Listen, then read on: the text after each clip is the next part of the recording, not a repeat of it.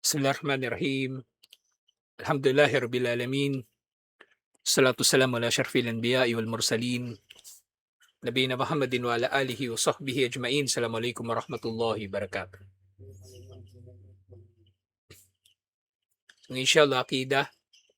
Sa chapter 58 na tayo ng Kitabut Tauhid. Matatapos na rin ito, mashallah. Ngayon, iniisip ko yung ipapalit natin dito. Marami namang libro ng Aqidah eh. Pwede nating may pampalit dito. Maraming iba pa, inshallah. So in chapter 58, Babun Nahi an Sabbirri. Kabanata tungkol sa pagbabawal sa pagmura o pagsumpa, isusumpa mo yung hangin.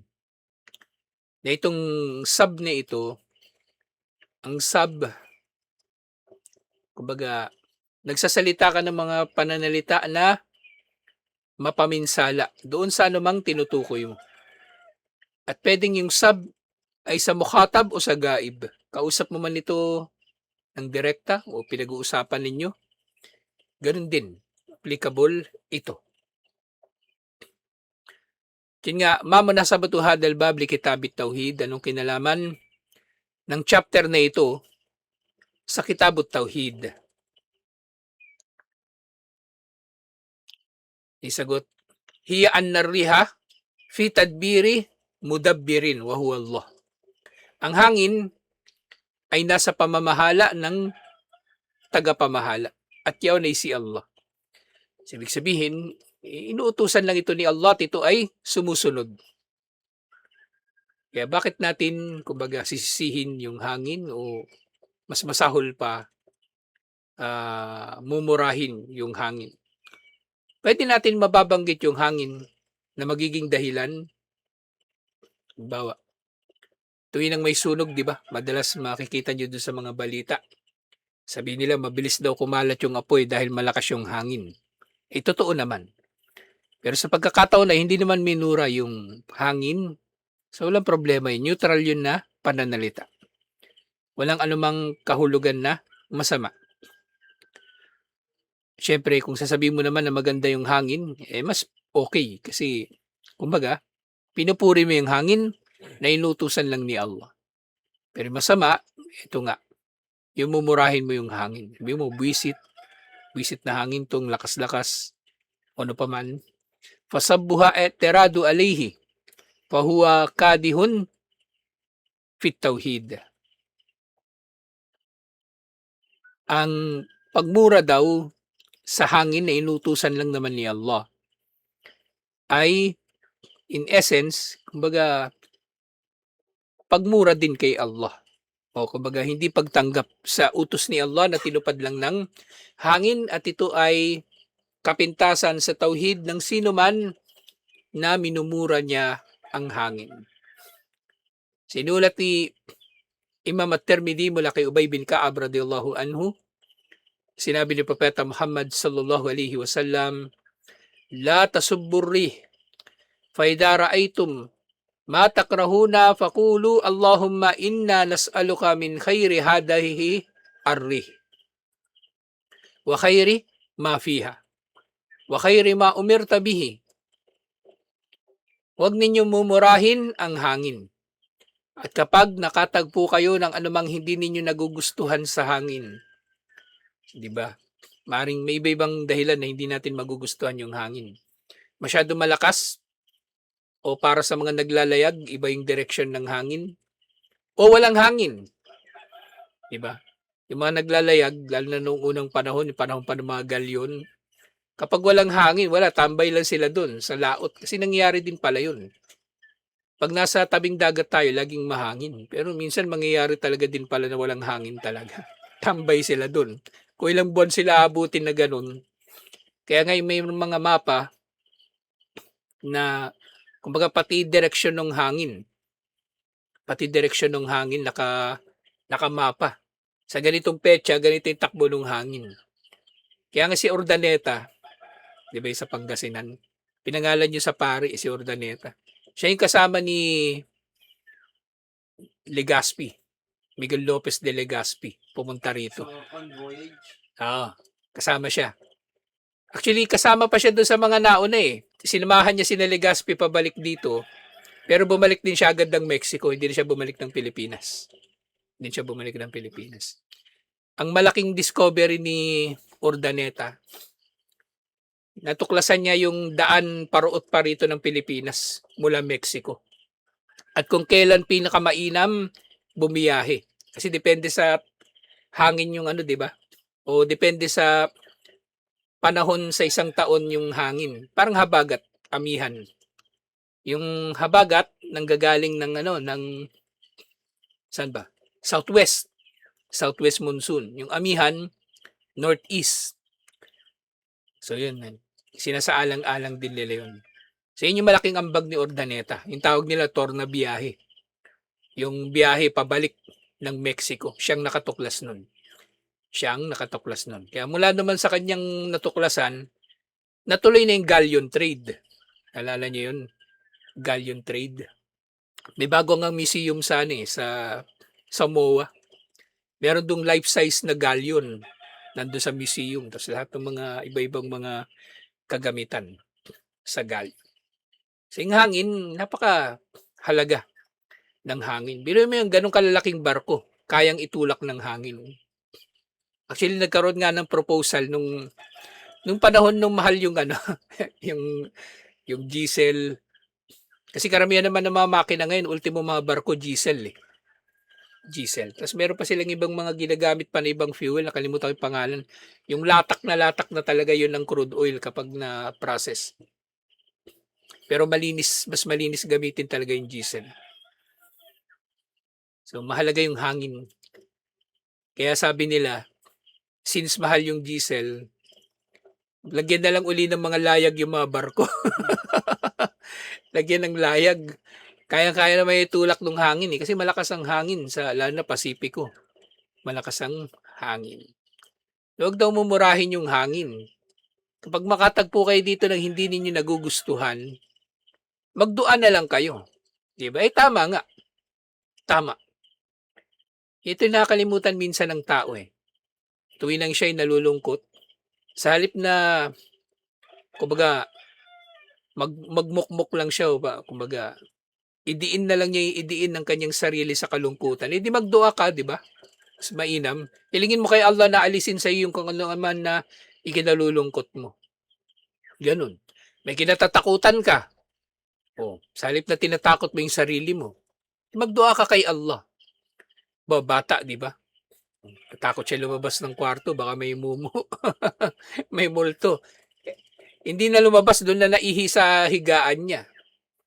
Diba? Eh kung nagdudua siya, di tapos ang problema.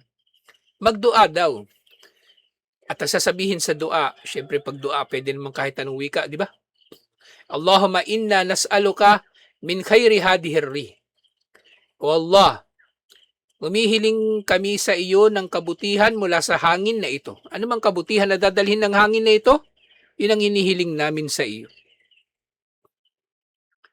At hinihiling namin sa iyo, wa khaira ma'afiha, wa khaira ma'umirta bihi. At anumang mabuti ang iniutos mo rito, hinihiling namin ito sa iyo. Wa na'udubika min syarri hadihirri, wa syarri ma'afiha. At nagpapakupkup kami sa iyo laban sa kasamaan ng hangin na ito at anumang masamang dala ng hangin na ito. O yung anumang masamang dala niya. Pagkalat ng apoy, alikabok, yung ngayon kahapon, yung sa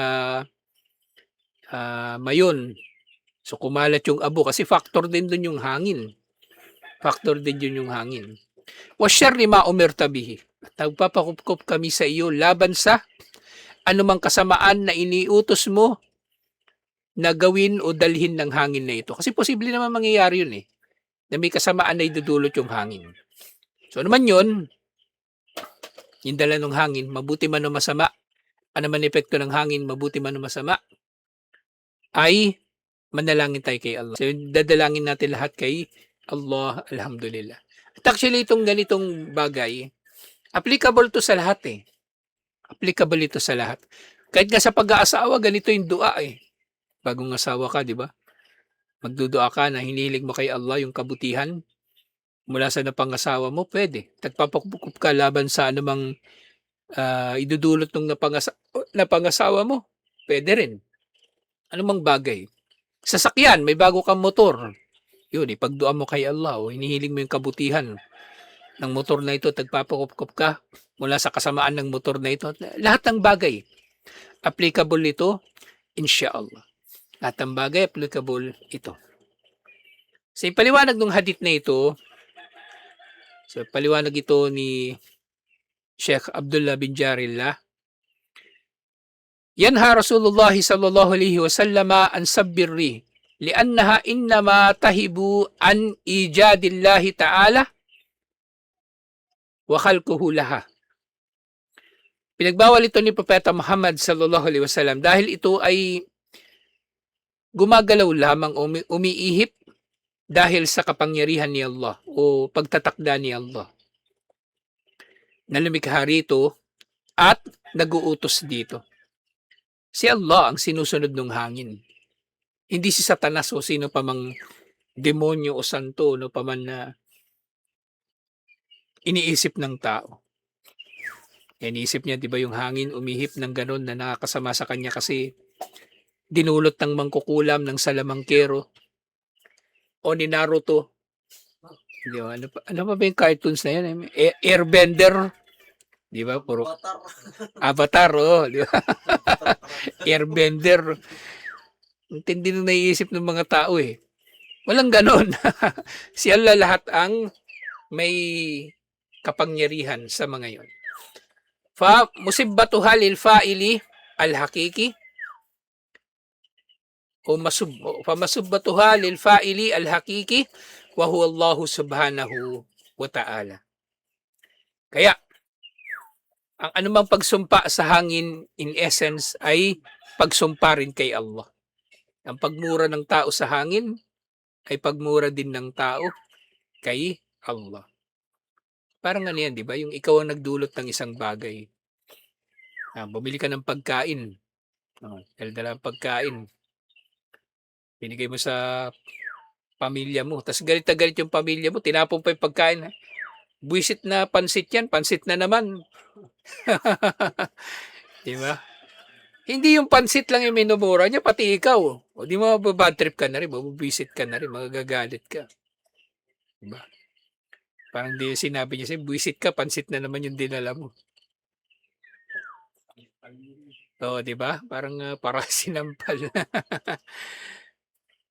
Wa yaqulu alayhi salatu wassalam, ba si Yasin, di ba? Cheese pandesal na naman, malunggay pandesal na naman. Ay, pero dito magagalit kahit pa araw-arawin yun. Favorite niya yun eh. Kahit araw-arawin pala, walang problema. Wa yaqulu alayhi salatu wassalam, hinama tarawna ma takrahuna min ar-rihi idha habat min shiddatin aw burudatin aw hararatin farji'u ila rabbikum bit-tauhidi wad-du'a. Kaya nga sabi ni Propeta Muhammad sallallahu alaihi wasallam, tuwing nang meron kayong hindi nagugustuhan sa hangin, masyado itong malakas, masyadong malamig, masyadong mainit, o pwede nga rin pala maging mainit yung hangin, di ba? Dahil na ngayon, kahit maghangin ka, mainit eh. Oo, mainit yung electric Yung ventilador. Dapat may ventilador sa'yo, mainit pa rin. So ano daw ang gagawin? Bumalik tayo kay Allah. Harapin natin si Allah na tayo ay kumikilala sa kanyang kaisahan. Anong tauhid kaya may kinalaman dito? Rububiyya, di ba? Kasi siya ay lumikha sa hangin. At siya ang merong kapangyarihan na mamahala sa hangin. At magdua tayo sa kanya. Magdua tayo sa kanya. Farshada sallallahu alaihi wasallam ummatahu ila ma fihi adabum ma Allah wa khudu'un wa taslimun li amrihi wa ma yanfa'uhum min ad-du'a is-salih inda hububirri.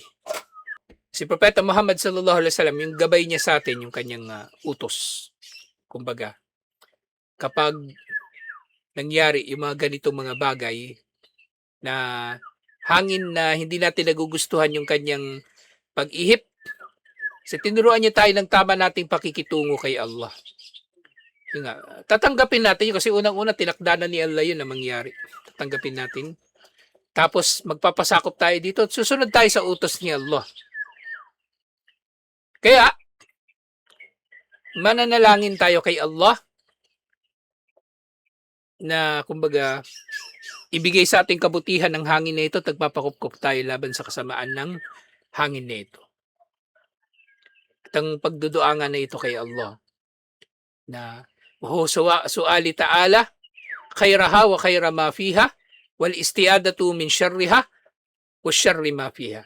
Yung dua nga yung ihilingin natin kay Allah. Hilingin natin kabutihan nito at anumang nilalaman nito na kabutihan at nagpapakupkup tayo laban sa kasamaan nito at nilalaman nito na kasamaan. Lahat ng ito, fatatammanu hadad du'a ubudiyatullah wa ta'atihi wa ta'ati rasulihi wastidfa'u syururi bihi wa ta'arrudi lifaddihi wa ni'matihi. So pag ginawa natin ito, ang dua na ito ay pagsamba kay Allah at pagsunod kay Propeta Muhammad sallallahu alaihi wasallam. Pagsamba kay Allah at pagsunod sa kanya, gayon din pagsunod kay Propeta Muhammad sallallahu alaihi wasallam. At istidfa, paghiling ng proteksyon laban sa kasamaan ng hangin na ito. At yun nga, pagkilala sa mga biyaya ni Allah, kaya natin ito hinihiling, alhamdulillah. So mula sa chapter na ito, yustafadu min al-hadith, ito yung mga pakinabang mula sa hadith na ito. An-nahyi an sabbirri, ang pagbabawal sa pagmura, pagsumpa sa hangin. Pangalawa, al-irsyadu ilal kalamin nafi idara al-insanu ma yakrahu endahu bubirri.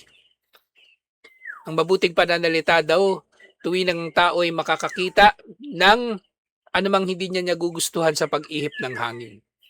Masyadong malakas, masyadong malamig, masyadong mainit, may dalang alikabok o ano pa man. Siyempre, al-irsyadu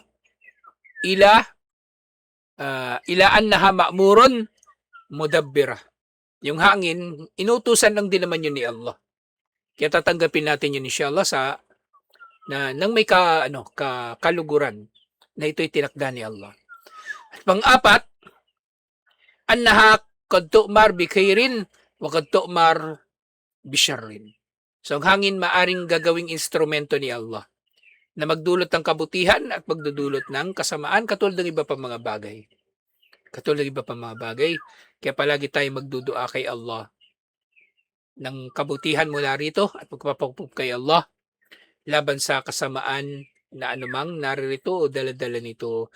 Alhamdulillah. So ito yung chapter na ito tungkol sa pagbura sa hangin.